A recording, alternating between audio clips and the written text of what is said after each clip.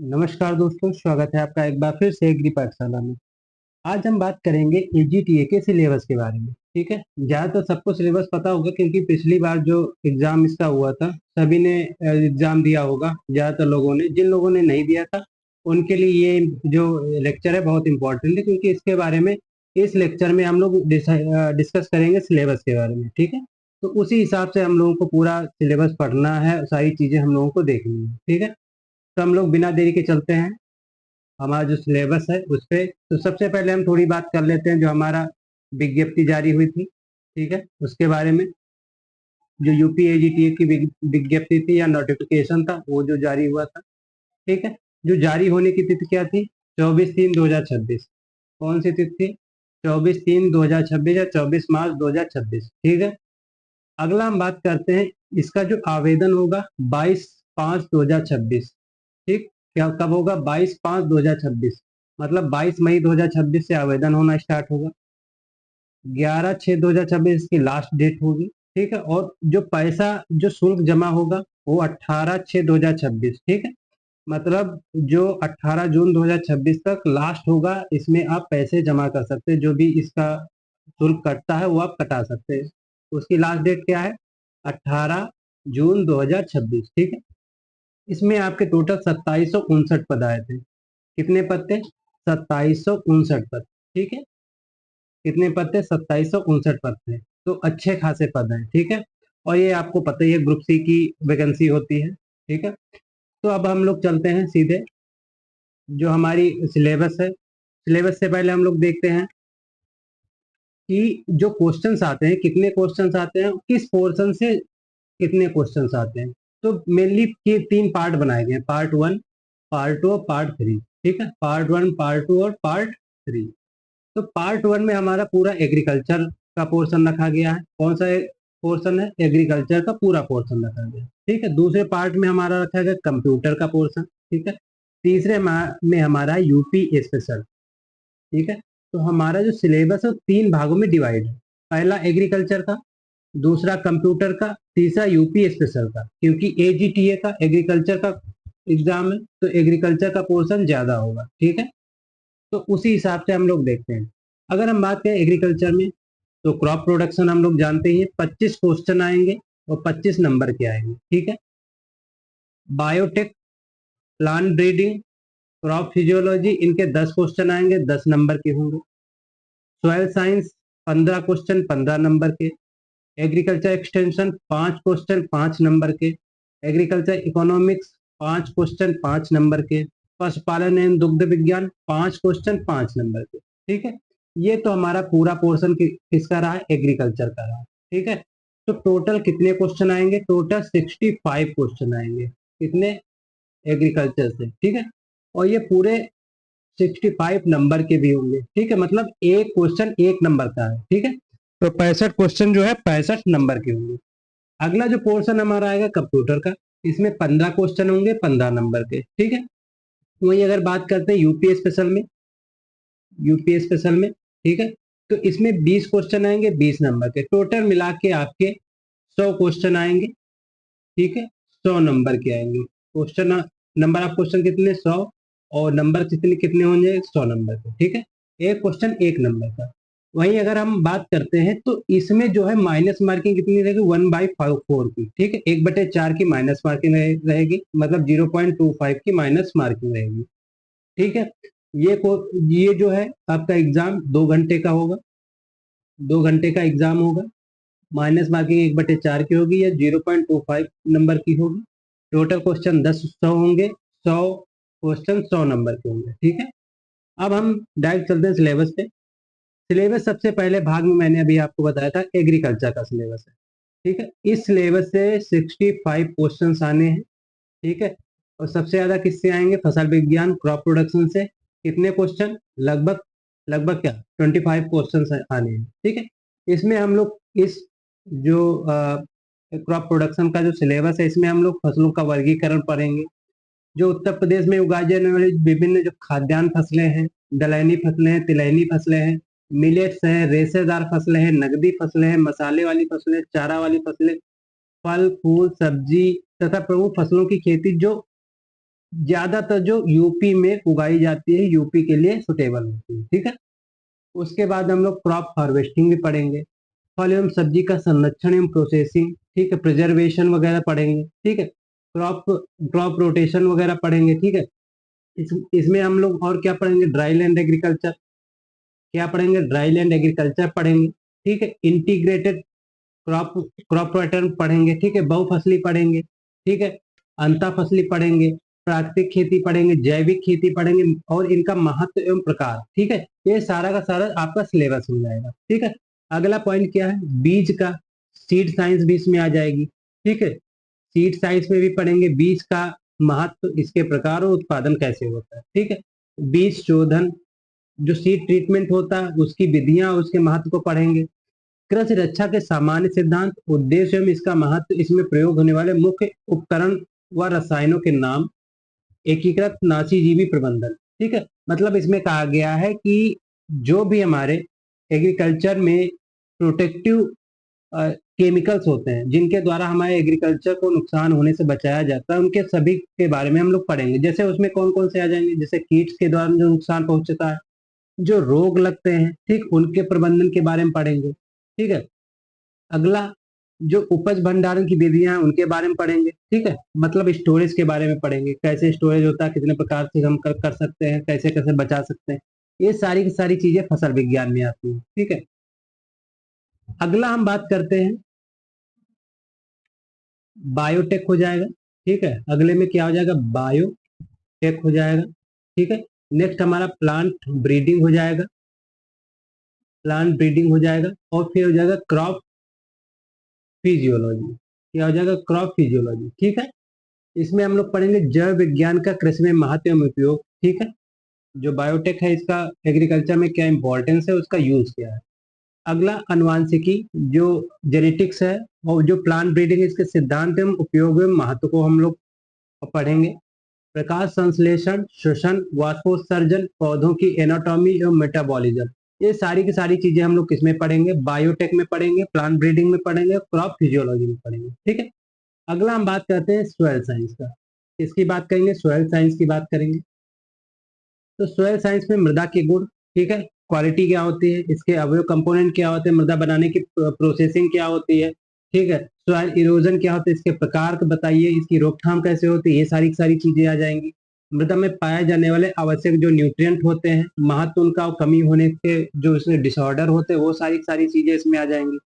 Fertiliser के बारे में आ जाएगा, इसकी विधियां, इसके प्रकार, जो इंटीग्रेटेड जो न्यूट्रिएंट होते हैं जैसे जैव उर्वरक, जैविक खादों के प्रकार, महत्व, इनका जो लाभ होता है, इसके बारे में हम लोग पढ़ेंगे। सूक्ष्म मृदा सूक्ष्म जीव विज्ञान और इनकी भूमिका, ठीक है, जो माइक्रो ऑर्गेनिज्म होते हैं, ठीक है, इनके बारे में हम पढ़ेंगे। सॉइल सर्वे के बारे में हमें पढ़ना है, नमूना कैसे लेते हैं, मृदा संरक्षण तकनीक क्या होती है, सिंचाई के साधन, हम लोग इरिगेशन के बारे में भी हमें पढ़ना है। ठीक है, इसके बारे में पढ़ना है, इरिगेशन के बारे में पढ़ना है, ड्रेनेज के बारे में भी पढ़ना है, इसके बारे में पढ़ना है, ड्रेनेज के बारे में भी पढ़ना है। ठीक है, वाटर हार्वेस्टिंग के बारे में भी पढ़ना है, इसके बारे में वाटर हार्वेस्टिंग के बारे में, इसके बारे में वाटर हार्वेस्टिंग के बारे में, पोल्यूशन के बारे में, इसके प्रकार क्या होते हैं। ठीक है, पोल्यूशन क्या होता है और इसके टाइप क्या होते हैं, ये भी हम किस में पढ़ेंगे, सॉइल साइंस में पढ़ेंगे। ठीक है, अगला पोर्शन हमारा आ जाता है एग्रीकल्चर एक्सटेंशन। अगला पोर्शन किसका आ जाएगा, एग्रीकल्चर एक्सटेंशन।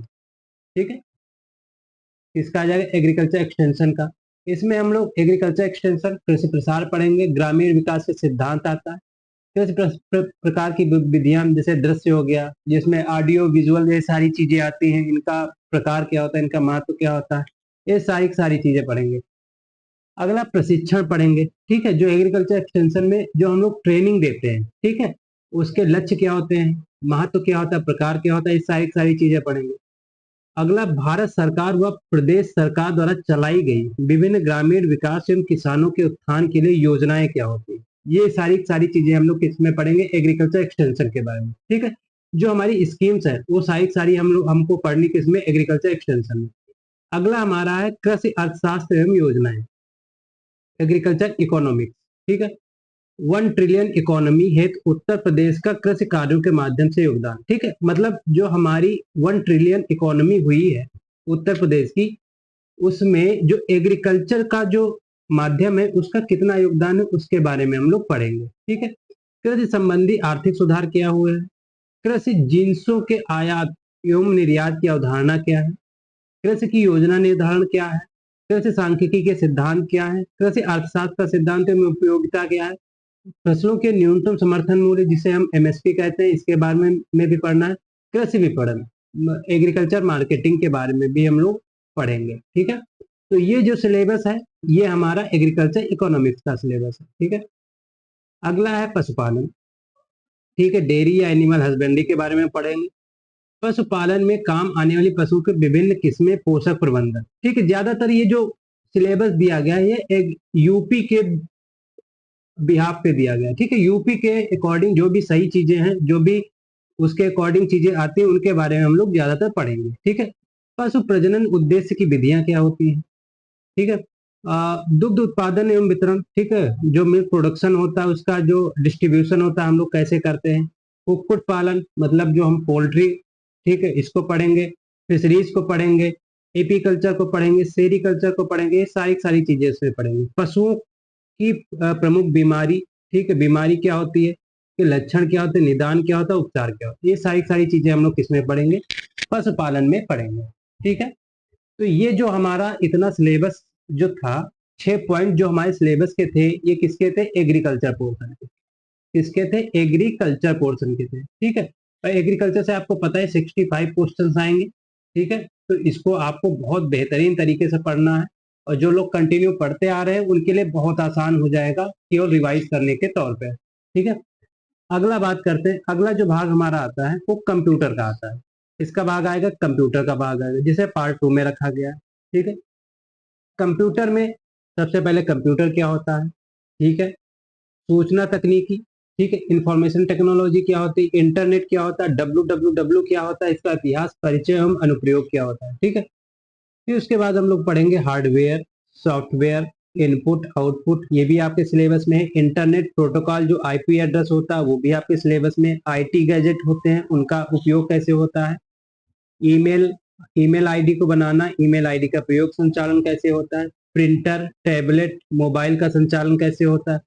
वर्ड प्रोसेसिंग क्या होती है एवं एक्सेल प्रोसेसिंग क्या होती है इसके बारे में पढ़ना है।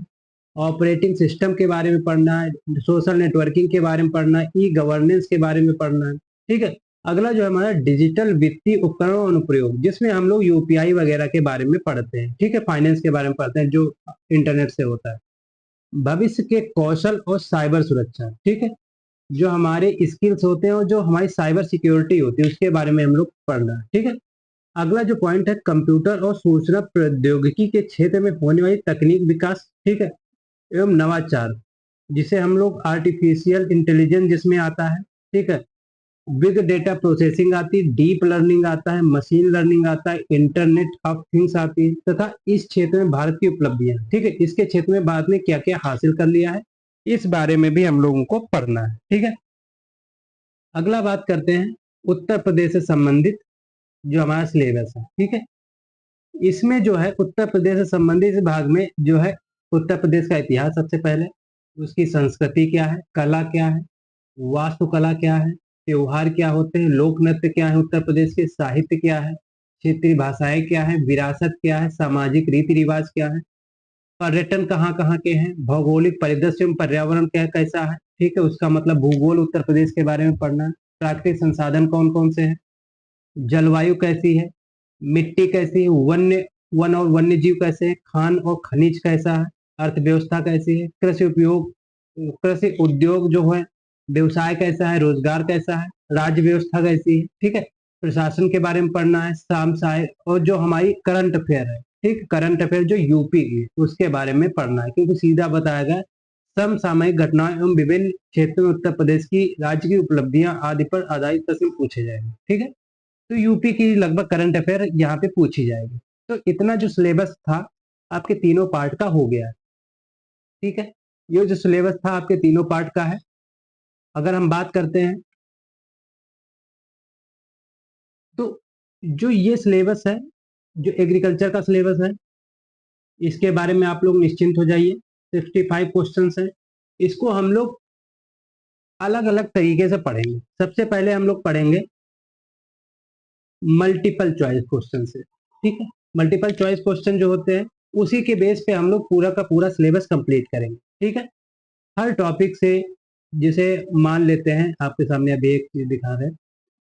मान लेते हैं कि हमारा जो पहला टॉपिक है, पहला पार्ट हमने लिया फसलों का वर्गीकरण, और जो खाद्यान्न फसलें, दलहनी फसलें, मान लो ये हमने पार्ट लिया, ठीक, फसलों का वर्गीकरण।